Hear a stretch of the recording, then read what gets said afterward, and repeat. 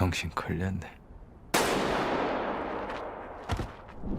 So there's been a lot of chatter lately about Squid Game Season 3, especially because of how it ended and what that might mean for any future spin-offs, including the much-talked-about American series.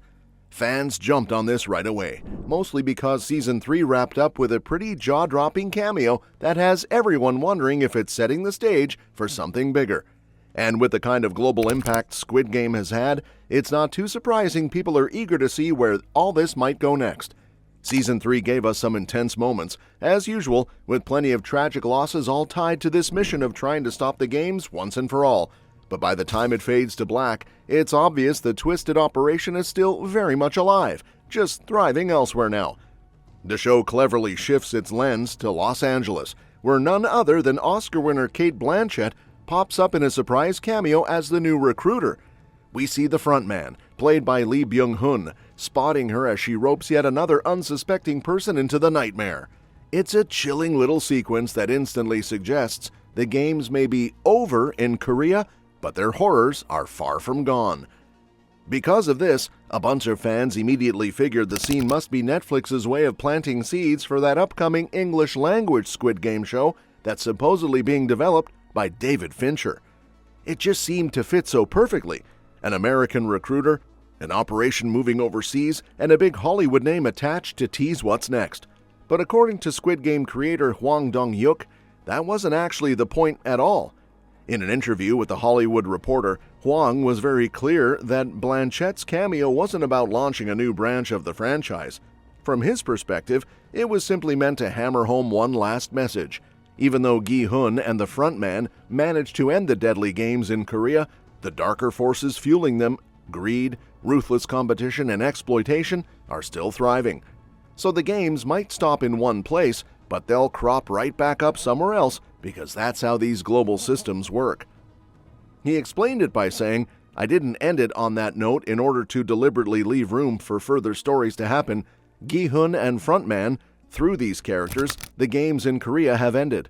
And because this story started out with me wanting to tackle issues about the limitless competition and the system that's created in late capitalism, I wanted to leave it on a note highlighting the fact that these systems, even if one comes down, are not easy to dismantle. The whole system will always repeat itself. That's why I wanted to end it with an American recruiter." So really, it was all about landing a powerful final image that stays with the audience, not opening a door to more spin-offs. That said, the possibility of an American sequel still feels pretty exciting, and there's absolutely room for these two worlds to connect down the line, especially if Netflix decides to lean into it later. When Hwang was asked if he'd heard anything directly about Fincher's version, he admitted he'd only read about it in articles, same as everyone else. But he was super gracious, saying he's always been a huge fan of Fincher's work, from Seven onward, and would be first in line to watch if a US Squid Game series did come to life. It's kinda cool to see one creator so openly supportive of another's take, even when there's no official plan tying them together. Hwang repeated all this in a separate chat with Variety just to clear things up even more. Once again, he said that scene with Blanchett wasn't setting up Fincher's project at all. It was purely there to give Season 3 the haunting ending he envisioned. Still, he added that if Netflix ever approached him to work on another Squid Game story, he'd be open to it, depending on the timing and what the concept looked like. If it were another direct continuation, he'd obviously want to lead it. If it were something like a US spin-off, he figured it'd be enough to just share some ideas. But he also said he'd gladly jump in more if Netflix needed his voice, provided it didn't clash with other projects he might be juggling. So even though there's nothing concrete tying Squid Game Season 3 to a potential American series, that doesn't mean we won't see clever ways the stories could overlap. Cate Blanchett's recruiter, for instance, might not have been written as a bridge to a sequel, but it totally leaves the door open for her to reappear. With no casting announcements yet for Fincher's show, who knows? Maybe down the line they'll bring her back, which would be a fun nod and help give a sense of continuity. Plus, Hwang's comments about being willing to offer ideas suggest there's a collaborative spirit here.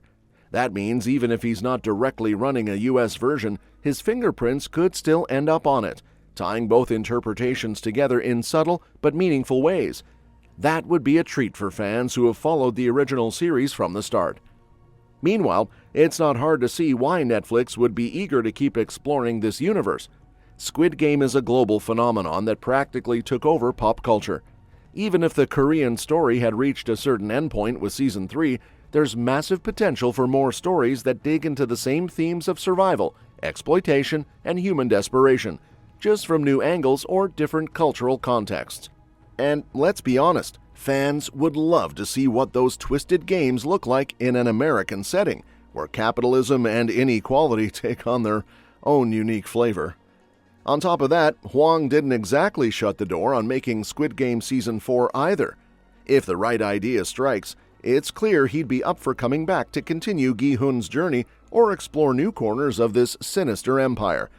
That's actually really promising, because it means the main series might not be over after all.